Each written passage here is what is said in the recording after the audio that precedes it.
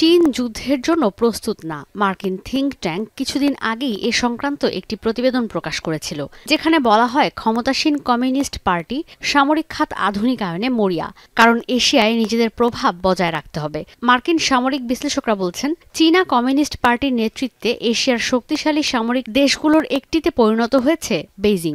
এমনকি বিশ্বের সবচেয়ে সামরিক শক্তিধর যুক্তরাষ্ট্র পর্যন্ত কোনো কোনো ক্ষেত্রে চীনের তুলনায় পিছিয়ে পড়েছে। সাম্প্রতিক সময়ে পিপলস লিবারেশন আর্মি নিয়ে ওয়াশিংটন ভিত্তিক গ্রুপ র্যান্ড কর্পের গবেষণা দিচ্ছে ভয়ঙ্কর কিছু তথ্য। বলা হচ্ছে, সামরিক খাতে কমিউনিস্ট পার্টির কর্তৃত্বের কারণে যুদ্ধ শুরু হলেও সেখানে বিপাকে পড়বে পিএলএ, কারণ দেশটির সামরিক বাহিনী কমিউনিস্ট পার্টির নির্দেশনাতেই সামরিক খাত আধুনিক করছে। এখানে যুদ্ধের কোনো প্রস্তুতি নেই। গবেষণায় দেখা গেছে, পিপলস লিবারেশন আর্মি প্রশিক্ষণের 40% সময় ব্যয় করছেন রাজনৈতিক আলাপচারিতায়। এমন পরিস্থিতিতে প্রশ্নবিদ্ধ হচ্ছে দেশটির সামরিক বাহিনী। আধুনিক সময়ের যুদ্ধের জন্য ঠিক কতটা প্রস্তুত পিএলএ তা নিয়ে প্রশ্ন দেখা দিয়েছে নানা মহলে। সেনাদের ইউনিট এখানে কমান্ডিং অফিসারের পাশাপাশি রাজনৈতিক প্রতিনিধিদের দিয়ে পরিচালিত হয়। যুদ্ধক্ষেত্রে তাদের পারফরম্যান্স তাই তেমন গুরুত্ব বহন করে না।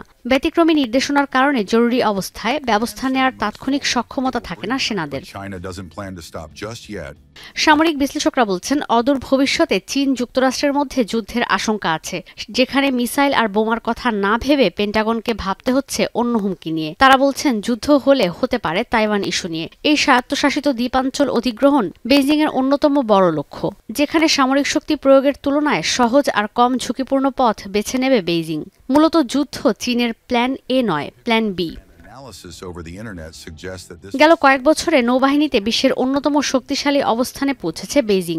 এখন নিজেদের জলসীমা পেরিয়ে এর বাইরেও উপস্থিতি রয়েছে চীনের রণতরীর। পূর্ব আফ্রিকায় স্থাপন করা হয়েছে বহির্বিশ্বে প্রথম সামরিক ঘাঁটি। একই সময়ে স্টেলথ যুদ্ধবিমান আর হাইপারসনিক ক্ষেপণাস্ত্র তৈরি করছে বেইজিং। মরুভূমিতে প্রস্তুত রেখেছে একসঙ্গে 120টি মিসাইলের সাইলো, যেখান থেকে ক্ষেপণাস্ত্র ছুড়লে গিয়ে পড়বে যুক্তরাষ্ট্রের মূল ভূখণ্ডে। এই সমরাস্ত্রগুলোর যুদ্ধক্ষেত্রে কার্যকারিতা নিয়ে উঠছে প্রশ্ন।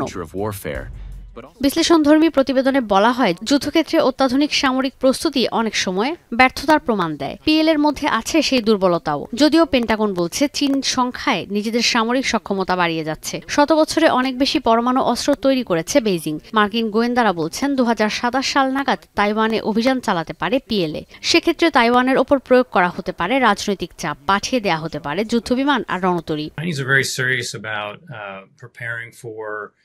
Conventional and nuclear outcomes in any potential war. They'd love to get their way without fighting. They love to intimidate and show that there's no possibility of holding the Chinese leaders at risk in a future war. কিন্তু যুদ্ধের পরিকল্পনা না থাকলে কেন সামরিক সক্ষমতা বাড়াতে এত বিনিয়োগ করছে বেইজিং? বিশ্লেষকরা বলছেন, এই পরিকল্পনা তাইওয়ানকে দখলের নয়, কমিউনিস্ট পার্টিকে বহাল তবিয়তে ক্ষমতায় টিকিয়ে রাখতে শক্তিশালী করা হচ্ছে পিপলস লিবারেশন আর্মিকে। নতুন যুদ্ধবিমান আর রণতরী দেখিয়ে দেশের মানুষকেও নিয়ন্ত্রণ করা সহজ হচ্ছে। পিপলস লিবারেশন আর্মি বাঘ হয়ে রয়ে গেছে শুধু কাগজে কলমে। ঈশিতা ব্রহ্ম, এখন বিশ্ব। সানবিট সব দিবে সামাল। সানবিট ম্যাজিক প্রেস, ডিশওয়াশিং এর মাথা ঘোরানো সলিউশন।